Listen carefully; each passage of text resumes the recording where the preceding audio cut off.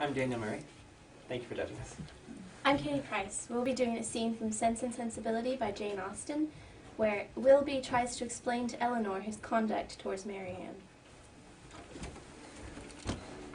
Willoughby! Miss Dashwood, for half an hour, for 10 minutes I entreat you to stay. Your business cannot be with It me. is with no one else. Then pray be quick, sir, for I have not a minute to spare. Is your sister out of danger? I believe she is. Had I known as much half an hour ago. Since I am here, tell me honestly, do you think me most a knave or a fool? Mr. Willoughby, I advise you to remove. Whatever your business may be, it will be better recollected and explained tomorrow. I understand your meaning.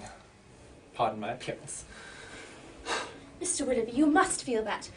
After what has passed, what do you mean by coming here in this manner? I mean to make you hate me 1 degree less than you do right now. To offer some kind of explanation, to obtain something like forgiveness from from your sister. That is all. You may be satisfied. For Marianne has long forgiven you. Has she? Then she has done so before she ought to have done it. I will say, Miss Dashwood, that when I first became intimate with your family, I had no other intention than to pass my time pleasantly while in Devonshire. Your sister's lovely person and interesting manners could not but please me. At first my vanity only was elevated. Careless of her happiness, thinking only of my own amusement, I endeavoured to make myself pleasing to her, with no regard of returning her affection.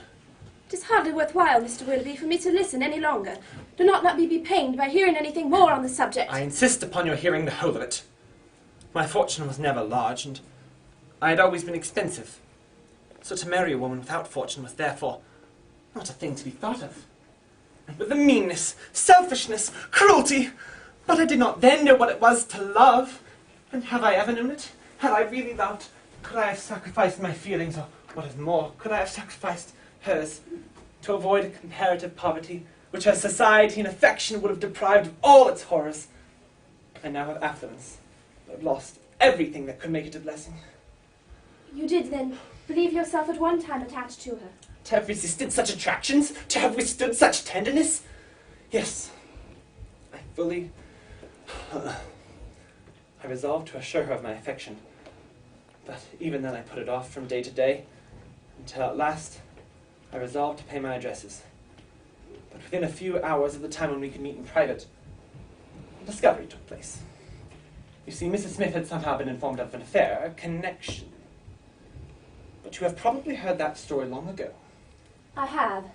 And how you will explain away any part of your guilt in that dreadful business, I confess, is beyond my comprehension. Is it to be supposed that because I was libertine, she must be a saint? But I am not here to justify myself. Mrs. Smith offered to forgive the past, if I would marry Eliza. That could not be. And I was formally dismissed from her house and her favour. The next day I had to part with Marianne, to leave all that I loved behind me and go court the favour of a woman to whom I was at best indifferent. It did torture me. Well, sir, is this all? All? No. Have you forgot what passed in town? When your sister's first note reached me, what I felt is not to be expressed. By assuring me that I was still as dear to her as in former days, as full of faith in the constancy of my feelings as ever. She awakened all my remorse, but everything was just then settled between Miss Grey and me.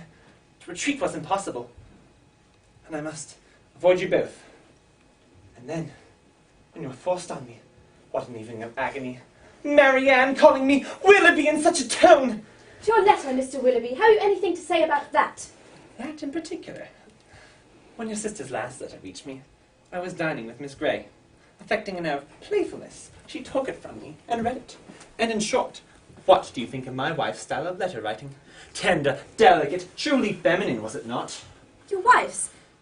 The letter was in your hand. But I had only the credit of copying such sentences as I was ashamed to put my name to. Marianne's 3 notes were unluckily in my pocketbook, or I should have hoarded them forever.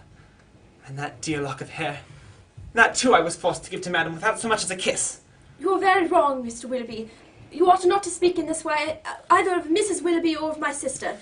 You have made your own choice. It was not forced on you. Do not speak to me of my wife. She does not deserve your compassion. She knew I had no regard for her when we married. And now, Now do you pity me, Miss Dashwood? Have I explained away any part of my guilt? Yes, you've certainly removed something. A little. You've proved your heart less wicked. Then you'll repeat to your sister all that I have told you. I will tell her all that is necessary to what may be comparatively called your justification. Then there is no use in staying here. I will go and live in dread of one event. What do you mean? Your sister's marriage. Yes, she is lost to me, but she will be gained by someone else. And if that someone should be he whom... But I shall not rob myself of all your compassion by showing that where I am most offended, I can least forgive. Goodbye.